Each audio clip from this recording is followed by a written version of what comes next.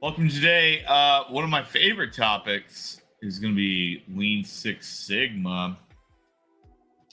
So today we're talking about Lean Six Sigma.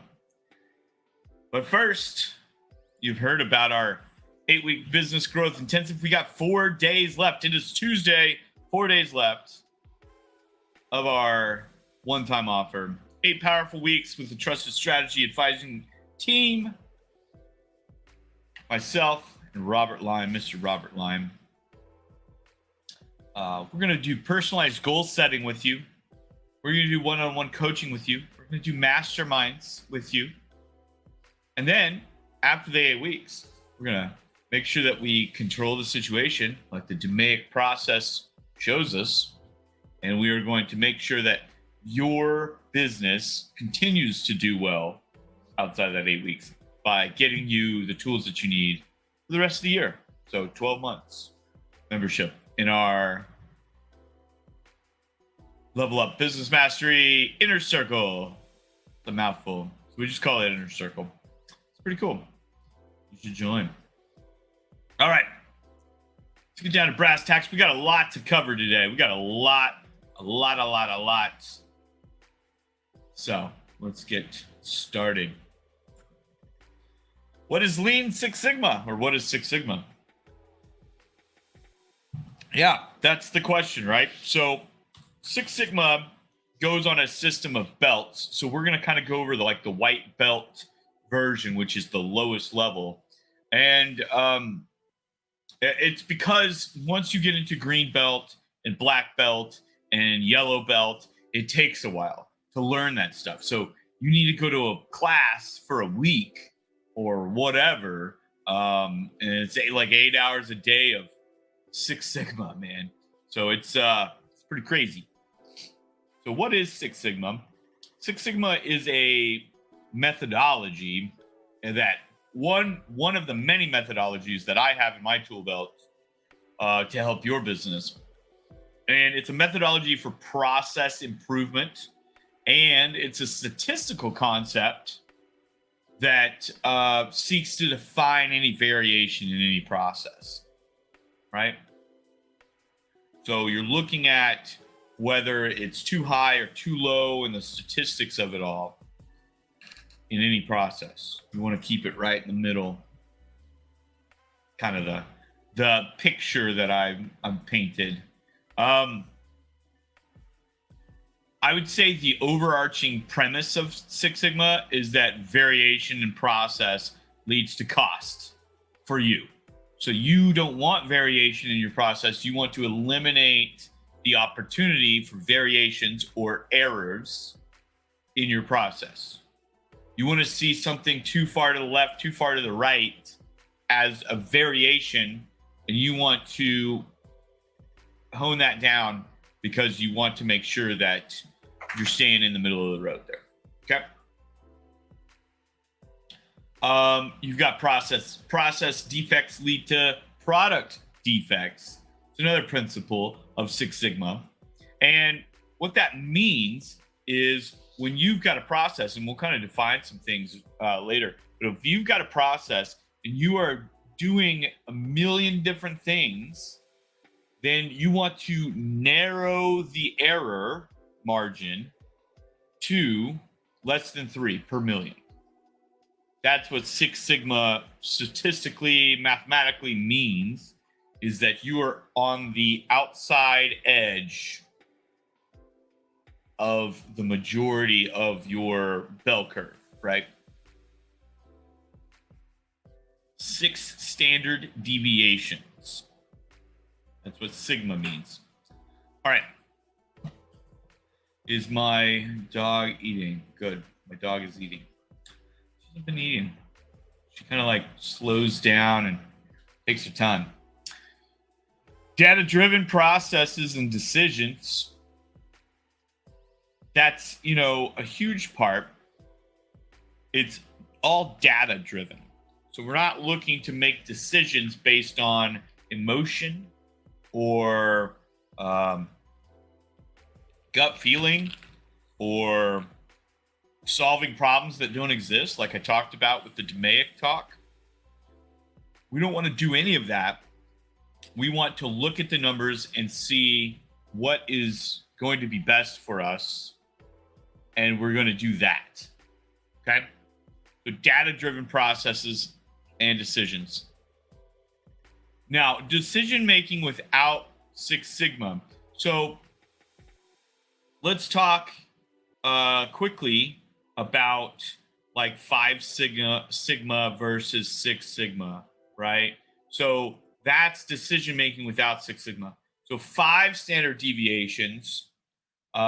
If you've got, let's talk about the cost of Amazon order errors, right? What's the average cost of an Amazon error? $35. Let's keep that variable, right? Across the board. How many orders do they have? 36.8 million orders, let's say. Okay.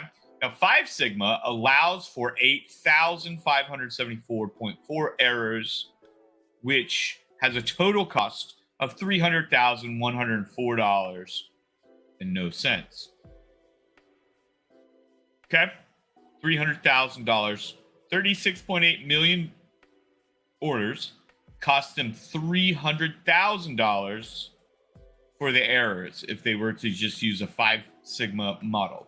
If they had 36.8 million orders and they were using Six Sigma, they would have 125.12 errors. Average cost per error, still 35, still 36.8 million orders. Our total cost of errors is $4,379.20. Statistically, mathematically, that makes sense. Okay. So if I brought a Six Sigma thing into your office and you had Ashley's here, she says, howdy. It's Lean Six Sigma Day, Ashley. She's excited.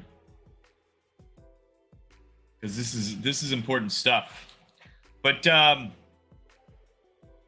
cost of Amazon order errors, in a 5 Sigma world would be 300,000. If I came in and did this process improvement and did this exact same case study, then I would have saved that company, Amazon, I would have saved them $296,000. Now, you don't have the same order capacity as Amazon, most likely. However, there's a possibility that I could correct several different errors and find different things going on. And you may be operating at a 4 Sigma level which is going to be much more than 8,574 errors. Right? Because as you get closer to the center on your bell curve, it's a wider from the bottom to the top, right? The wider portion. And so that 4 sigma area is going to really, really jump because it's a bell curve. Interesting. And I'm not painting you guys, I'm painting you guys pictures as opposed to showing you pictures today, because we've got a lot of this information ready to go in the inner circle. Just let us know if you want more training on Lean Six Sigma. We'd be happy to talk to you about that. 1 Sigma, let's see, 4 Sigma defects per million opportunities is 6,200. So if they had 36.8 million orders, and you're just looking at the order error rate, 6,200 per million. So let's do 36.8 million times 6,200.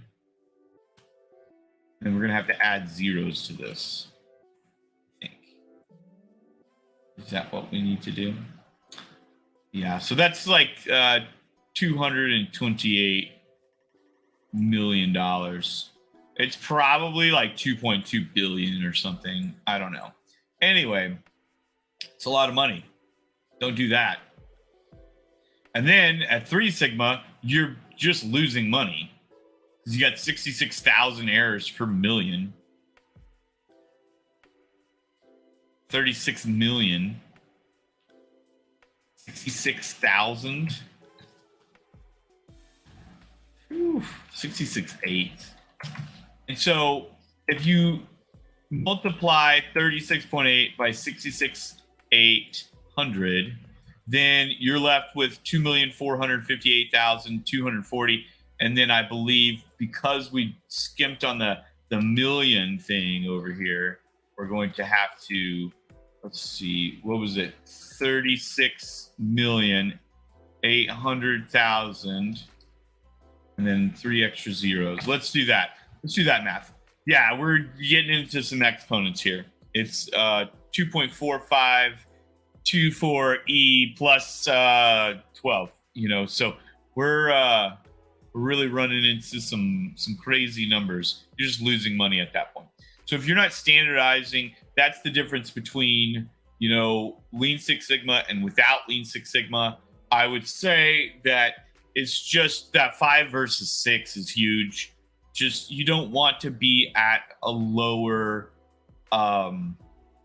level than Six Sigma. It's too costly for your business. So if you're not using Six Sigma in your business, Lean, the 5 S's, things like that, it's actually costing you tons of money and you don't even know it. It's pretty crazy. It's pretty insane because you're just like, oh, that's a cost of doing business.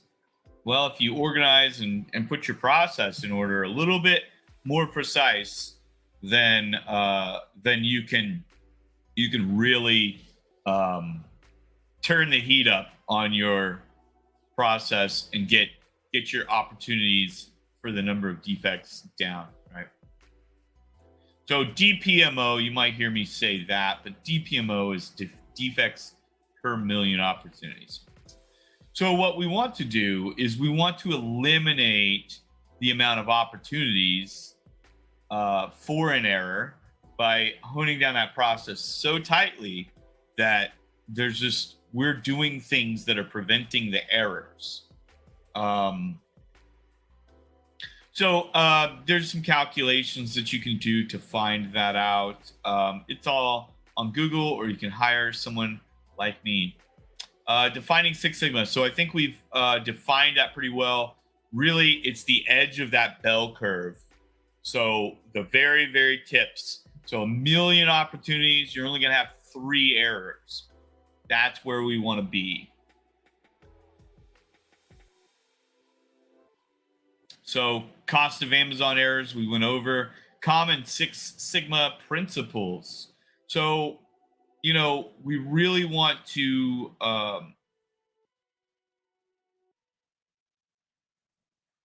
during these common Six Sigma principles, we really want to um, have the methodology in the leadership of the company.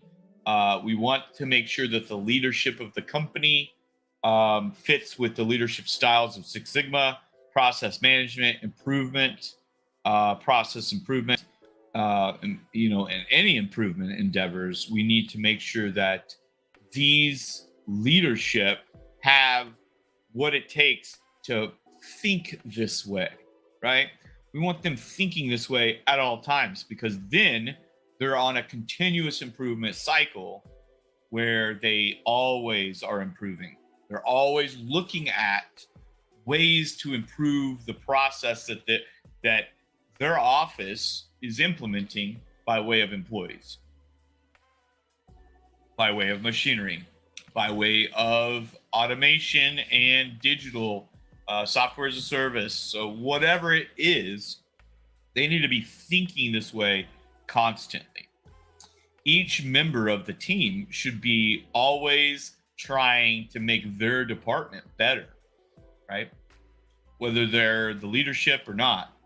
I think the common, one of the biggest common feature of it is customer focused improvement. So at the end of the day, you're getting a better product to your customer. You're identifying areas of concern for the customer, and you're able to get those customer values into your business to be able to cater to those values, right? So you're going to prioritize work challenges to deliver faster, better products. You're going to develop new ideas based on customer feedback, like I just talked about. You're going to test solutions and ideas before implementing them and investing money and time, because you've got the statistical analysis background to do so now with Lean Six Sigma. Continuous process improvement. Variation is a huge one. We want to identify variation in your system so that we can hone that down and take that variation out of the equation, right? We don't want any variation when you're making a product or serving a client. Just if it's a service, you want to do the same thing over and over and over. If you're a car wash or place and you want to get the car clean every time. You don't want any variation. You don't want to we almost got it. You don't want any variation. If you're doing heart surgery, you don't want to almost get it, right? We want to remove waste from your company. There's 8 wastes of lean, and they're all important, but some of them are more common than others. Some of them are more hidden. Can't really see it unless you're looking for it. So every day it's just kind of like, oh, this is what we do. But it might be wasteful. Okay. And then we want to equip people, including the management. We want to equip people with the knowledge and the skills to really improve their processes, improve their life in a lot of cases. One of the biggest things that I take pride in is being able to make sure that the employees at the end of the day, instead of going and plopping on the couch and saying, oh, that was a long day, man, my job sucks. I want them plopping on the couch, flipping on the TV and saying, man, that was a great day. And I can do that. I can do that pretty successfully because we implement processes that are going to make that happen for those employees. We're going to talk to them and be a part of their life for a little while and make sure that they are able to continue on what we have taught them in the business. And then controlling the process. We want to make sure that we control the process. We want to be very intentional about what we're doing. We want to make sure that not only are we controlling, but we're monitoring. We are looking at the process constantly and then trying to improve that process. If there's something just a little off, we're going to continue to dial it down into this Six Sigma thing, right? This framework. So we want to make sure that we're equipping and the management, the team, and then we're allowing them to control the process. We can come in and control the process for you, but that's not what either one of us wants, right? So we want to teach your people how to control the process. We want to make sure that they're checking in on it. A lot of times, what people, business owners and people and management, what they do is they put a process into place and say, "This is what we're going to do. This is the new policy. This is what we're going to do." And they never take the time to revisit and say, after a month, after 2 months, after 3 months, is this working? How, like, what do we need to change to make it like really better? And we've implemented it. Great. We had some hiccups. Where are the hiccups? Where are the errors that we had while putting this implementation into place? And then how do you rectify that situation? So control the process after you put something into place. That, that's kind of like going back and checking the foundation of a building. You should scientifically know that foundation's going to hold up, but before you get to 60 floors tall or something like that, you want to make sure that it's going to hold up, I guess. I don't know. You might go back and check some things, right? Some challenges of Lean Six Sigma or Six Sigma. So there's a lot of things, it's not the perfect program, and that's why I have lots of tools in my tool belt. But, there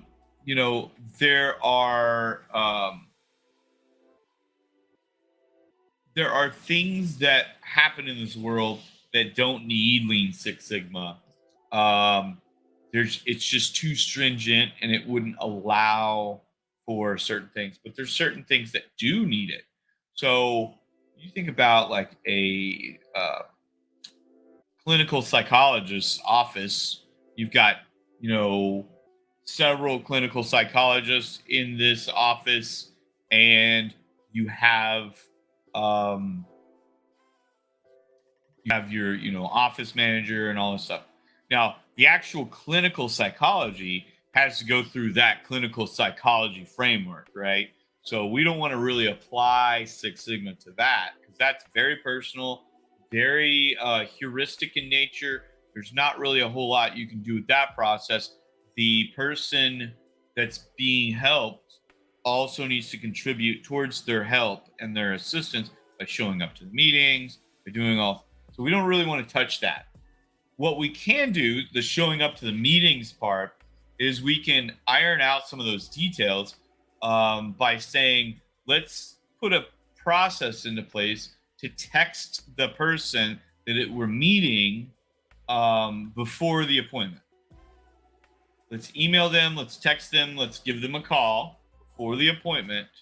And those three things are going to actually enhance the ability for them to remember the appointment.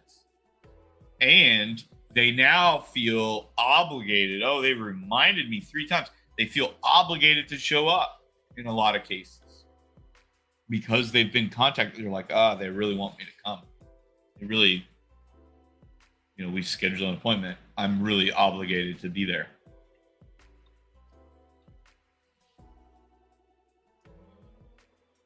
But, so there's definitely things that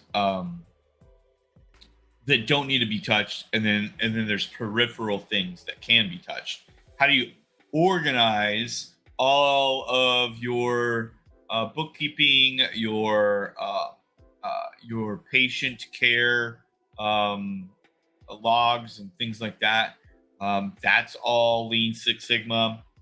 You can do all of that through Lean Six Sigma. Put a process into place. Um, I would say one of the biggest things that people don't realize is like Lean Six Sigma doesn't get the report or the support. They don't have the rapport from everyone. No, but not everyone knows what Lean Six Sigma is. So when you don't get the buy-in from the entire team, you have lack of support for the ideas of Six Sigma. You might have lack of resources or knowledge. That may include human resources with knowledge on Six Sigma. So if you don't have someone in your company, that's a great space to go ahead and hire someone like me. So lack of resources and knowledge. Organizations across the country do not know about Six Sigma, or they know that it exists, but they don't really know all the details.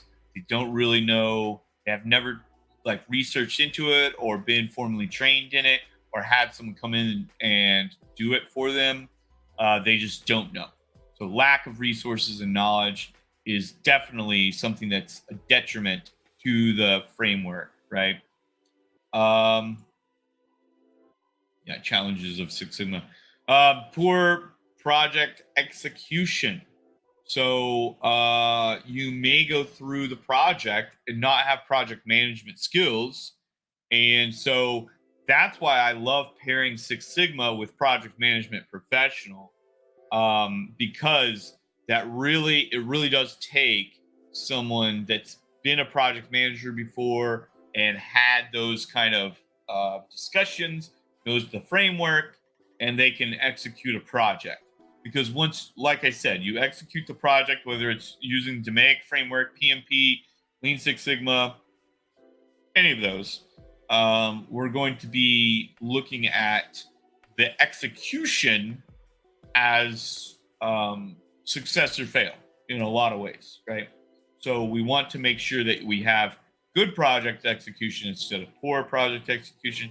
So you may have someone that's great at knowing about Lean Six Sigma, but they don't have project management skills. Let's partner up and we can solve that problem for you.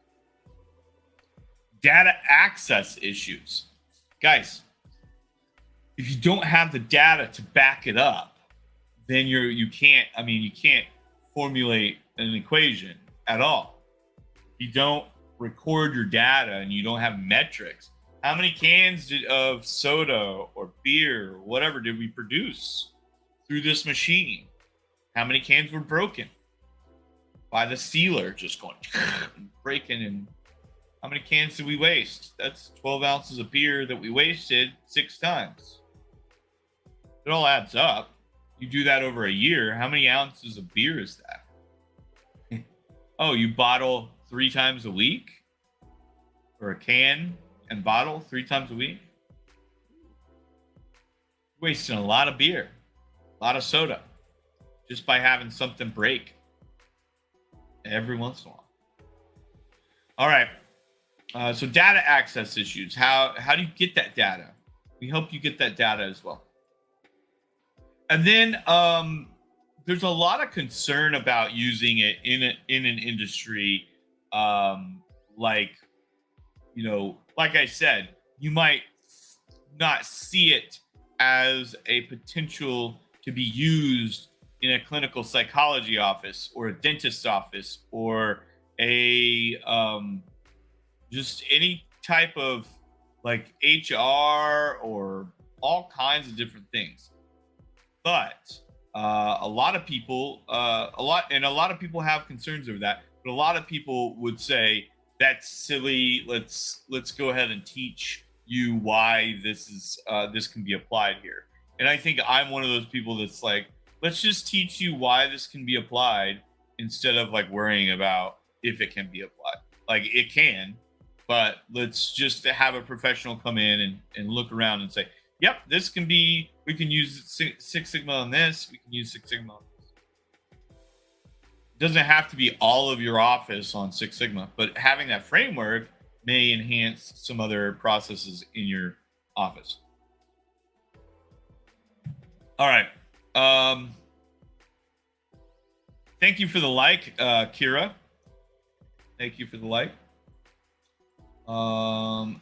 Because of this, organizations often discount the methods that or believe that they'd be too difficult to implement. So there's like there's a lot of businesses out there that would just be concerned that it'd be too difficult to implement. We've only got a team of 5.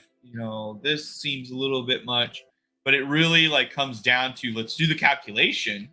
Oh, it's $1 million problem because you're doing this over time. Maybe it's $1 million over 5 years. That's still $1 million you just lost out on over 5. You could have earned an additional $1 million for your business, kept it. Ooh. Wow. Miss out on $1 million because it's too hard. Come on, man. The development of statistical process control. So let's talk about like developing. Let's not get into the history today. I really just don't even care. I don't care about you knowing the history of this. But, DMAIC was definitely a framework. Having Six Sigma projects using that DMAIC framework is important. I take that DMAIC out and use it alone by itself a lot of times without really implementing a lot of the Six Sigma methodology, depending on what we're doing. But in all, it's part of the Six Sigma methodology. Statistical process control became really prevalent in the beginning of the 20th century because we started manufacturing a lot of things, started having a lot more of that, Ford version of just assembly lines and things like that. And so we started having a lot more of that. We started trying to manage that in a better way. So that's really where this kind of came up. Let's talk about just continuous process improvement. That's just something that you should be doing in your business. You should always be looking for a better process. You should always be looking for better software. Now, I'm a huge proponent of sit on what you got. If it's not broken, don't try to fix it. However, there are some things that you would say are working fine that I would say, wow, you're doing it like that. There's a lot better way, right? So what we want to do is meet in the middle and say, hey, look, is this an actual problem? Is this a big enough problem? Is there a big enough gap to solve this problem? So what you're doing now you could save $30,000 a year by doing it differently. Is $30,000 a big enough problem though to solve in your $52 million a year company? It may not be. You may have $1 million, $2 million, $5 million problem somewhere else. So we don't want to really spend money on Corey Myers and Gravere strategists if we don't have to, right? So that's one of the things we work with clients with as well. So you need to be looking at those processes continuously, having someone like me come in if that's what you need, but having someone come in and say, hey, look, there's a new software that just came out on the market and it does what you want to do and it will save you $30,000. Now, I don't think it's a big enough problem right now at $30,000, but here's what we're going to do. We're going to watch this software. We're going to watch for competitors to pop up. And once one of those competitors pops up and can solve the bigger, broader problem and actually get you $1 million worth of savings or $500,000 worth of savings or whatever the threshold may be, that's when we'll jump on that. But let's be aware of this. And so just having someone on the lookout for process improvement for you and having them on retainer would save you, millions over the next 10 years. Absolutely. So Toyota Toyota came out with the lean Six Sigma stuff, and that's really just cutting out those wastes and making sure that you are identifying the waste and taking them out. We had Motorola, and they focused on the defects. That's defects per million opportunities. We had GE doing Allied Signal, ABB, and GE. You think about how are the street lights, the traffic lights, the green, yellow, red traffic lights, how are they run? They have to go through, if they switch however often all day, right? So how many times do they switch per day? And how many days does it take to get to 1 million switches? And they don't even mess up 3 times in that million. They're not allowed to. Not anymore. I don't even think. We used to have some accidents where people would say, oh, well, it was green on my end. Oh, well, it was also green on my end. And then it was like, whose fault is that if the traffic lights messed up? I remember that back in like the 90s and maybe even into the early 2000s. But now that's like, how quicksand when we were kids used to be a huge issue in the cartoons. So we thought we'd have quicksand all in this world, and just like, oh, you got to watch out for the quicksand. And quicksand's really not a problem. Same with these lights, I think, and you never know. Somebody might be lying. Oh, I thought it was green. Sorry. But I think that used to be a bigger problem in my mind. That's kind of what I remember but that Six Sigma side of things, if you bring that in to the process and you eliminate the chance for an error, maybe you put a safety in place on the chipboard, on the PCB inside of the box that's controlling the lights. Maybe you wire it a certain way that doesn't allow 2 sides to both be green. It defaults to red. If everybody is at red, then nobody's getting in the intersection and crashing. But if both of them are green, then that's a severe accident waiting to happen. So maybe there's some, and I haven't even researched into that. Just kind of off the top of my head, think about GE and Allied Signal and ABB. Like, how are they doing the electric stuff? Like, how are they making things? So you want to make things and take the opportunity for defects out of the way, right? So let's talk about applying it, maybe applying it in your business. Let's talk about applying that Six Sigma knowledge. You really want to apply it through a controlled project, like the DMAIC process management improvement kind of system is fantastic. Making sure you have a project and say, this is the start, this is the end of the project, and then we're going to control for this long until we can kind of see that, hey, it's not really messing up, and then we'll control periodically over time. So you're checking on it every 3 months or every 6 months. All right. So you can kind of slow down on some of those checks while you're improving other projects. You're going to run out of time. So hiring a Six Sigma person for a large company may be a fantastic way to help your company out. Levels of Six Sigma certification. There's white belt, yellow belt, green belts, black belts, and there's the master black belt with the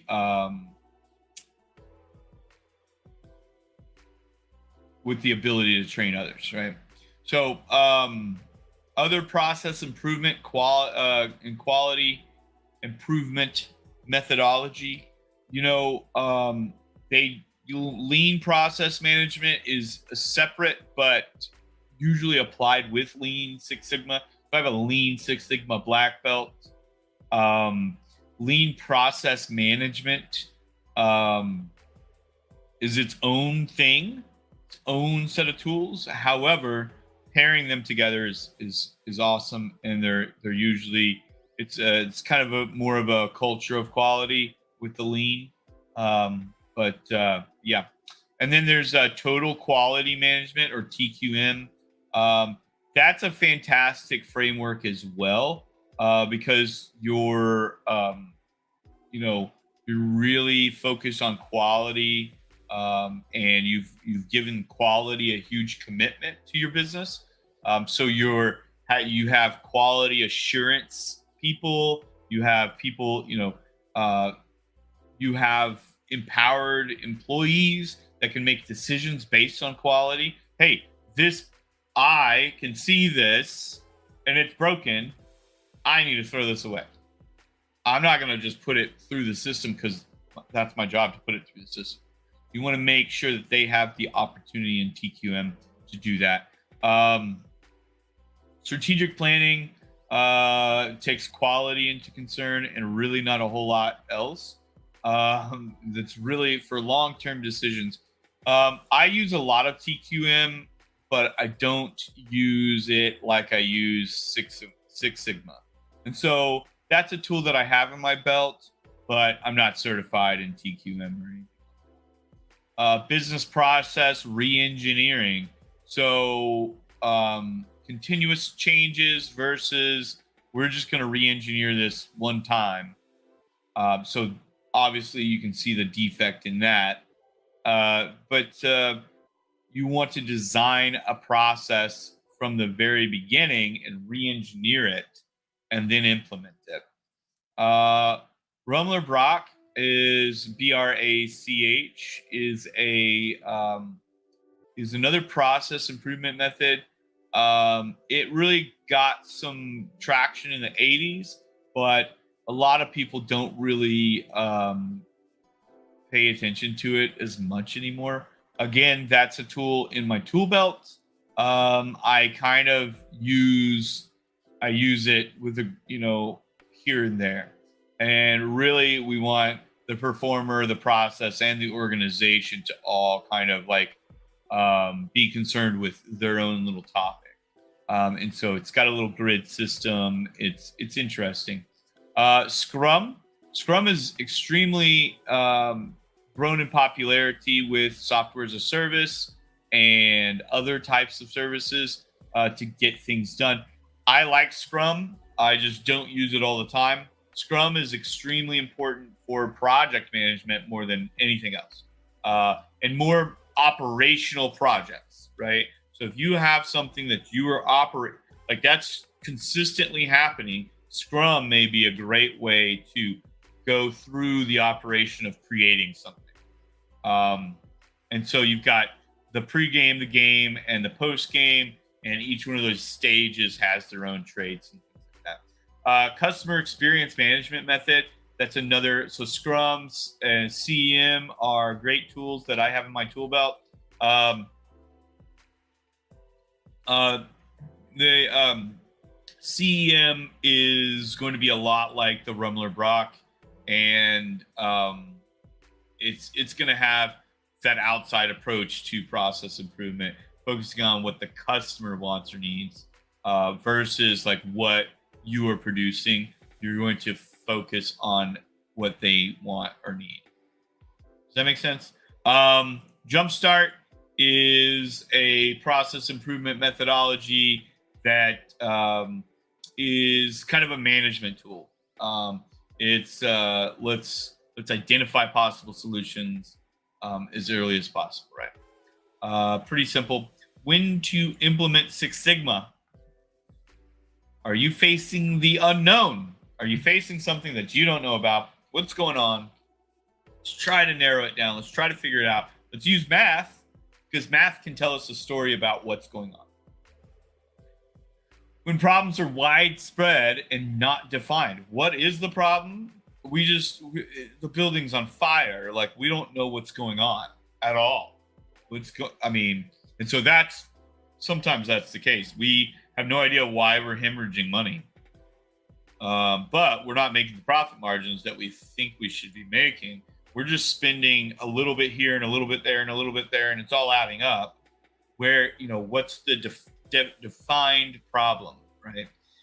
When solving complex problems. So when you're looking at just massive little spending across the board, that's just kind of like overall costs, it's adding up and we're not making the profit that we want. That's a complex problem. Believe it or not, we've got to train multiple different people in categories of employee in your business to fix that problem, right? So that's a complex problem that's coming from multiple angles and attacking your profits. you know, so that's what we call a complex attack in the military. Is when there are enemies coming from at least like three different directions. Battle of Kamdesh, October 3rd or 6th. I can't remember now. It's been years. But I want to say it's October 3rd. But, so that's coming up. But Battle of Kamdesh was a complex attack. It's coming from different directions. And we took some casualties, but we inflicted a lot of casualties on the opposing side. And this was Afghanistan, of course. And then we secured the area again. They kind of got us cornered into the base. We took back the base, and then air support was there, and we kind of scared them away and got them to stop attacking us. And then we cleared out that base. We were just like, no more of this. So it's an interesting battle. If you're into that kind of thing, go check out that. But it's a complex problem, right? It's complex because it's coming from different angles. So if you need to solve a complex problem that's coming from different angles, that's hitting you from everywhere, and you just don't, they're just jabbing and hooking and everything, you might need to use Six Sigma methodology. When costs are closely tied to the processes. So your variable cost depends on the process that you've got going, right? So if your process is adding cost to the item throughout this process, we want to make sure that those costs can, if for defects and things like that, can be taken out by process improvement. So that's pretty much it for Six Sigma. If you've got comments, you've got questions, if you've got more than just howdy, Ashley, give us some questions. Ashley's a good friend. But yeah, if you've got questions for us, maybe a strategy session might be the best thing for you. Sign up for a strategy session with us, and you can find that strategy session, by clicking on the link. I'm going to send this link out in the comments for every channel that we're on. And so we'll schedule your strategy call, thegrowthconsultant.com/strategy-session. And you'll get the opportunity to meet with one of us, and we'll take care of you in that strategy call. We'll make sure that we get some strategy for you. We get some action items for you. And we'll make sure that you get exposed to maybe, giving us some information about your business so that we can see if you're a good fit for our 8-week business growth intensive. And that really is something that we're really excited to start. We want to get out of this sales cycle of trying to get people into this. So we're 4 days left, and I think we've got Robert's not here, but I think we've got 2 seats filled at this point. So we've got 6 seats left. We only want 8 business owners in this group. We've really only got time to do these one-on-one strategy sessions with 8 founders each week. So I think each of us are going to be meeting with you separately throughout the 8 weeks, and so we don't want to take more than 8 business owners. So the Lean Six Sigma side of things, I think is something that we're definitely going to be covering in these 8 powerful weeks. This is something that we're going to be implementing in your business over the next 8 weeks and helping to cut those costs and variables and really eliminate the defects per million opportunities in your business to the 5 Sigma, 6 Sigma, 7 Sigma level. We'd really like to eliminate all of the defects as much as we possibly can. But 6 Sigma is really more than 99.9. It's 99.9993, I believe. And that is just really taking out most of the defects in your processes. So we want to do that. We want to eliminate the doubt. And one of the reasons, or one of the things we do to eliminate your doubt, is to put processes in a place that just work. You don't have to worry about, hey, they're going crazy, because we've eliminated the opportunities for the errors with implementing these new processes. I mean, really, it's a fantastic program. Go ahead and sign up. I posted that link in the comments. thegrowthconsultant.com/strategy session right there. You can also find Gravere Strategy on Twitch, on Facebook, on YouTube. Go check Robert Lyon's page out, Robert R. Lyon, on YouTube. And of course, I've got my Facebook page as well. Guys, it's been real fun. I love Lean Six Sigma. There's a whole world behind this. That was just white belt training, guys. The whole world that's just fantastic with Lean Six Sigma. So please join me with this 8-week business growth intensive, and we will definitely help you out with that. Because man, I love it so much. There's just so much detail that you cannot cover everything in a green belt or a black belt or a yellow belt in an hour session. You just can't do it. So at least we kind of touched on the main topics of Six Sigma, and I'll try to post some graphics up in the group. How about that? All right, guys. It's been real fun. I'm Corey Myers with the Level Up Business Mastery Group, and I hope to see you soon. We'll be live again tomorrow at 10 a.m.